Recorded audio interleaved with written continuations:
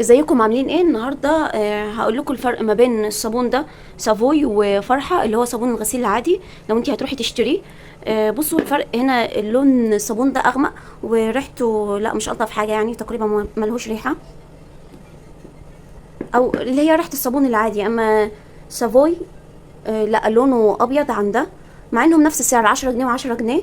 دي رغوتها حلوه ودي برضو رغوتها كويسه، بس هي المشكله في حوافيها دي بيقلل حجم الصابونه، وكمان لما تيجي تغسلي بيها يعني مش هتعرف تغسل بيها عشان الحواف العاليه دي وبتخلص بسرعه. اما دي رغوتها حلوه وريحتها جميله والحواف يعتبر متساويه ونفس السعر. فانصح اي حد بيشتري الصابون ده يشتري سافوي، لكن لو بتعمليه في البيت كويس خالص. بس اهم حاجه تتاكدي من البي اتش عشان ما يحرقش ايديكي. لو عجبكم الفيديو ما تنسوش اللايك والشير. لو في اي سؤال اكتبولي في الكومنتات، واشوفكم في الفيديوهات الجايه. سلام.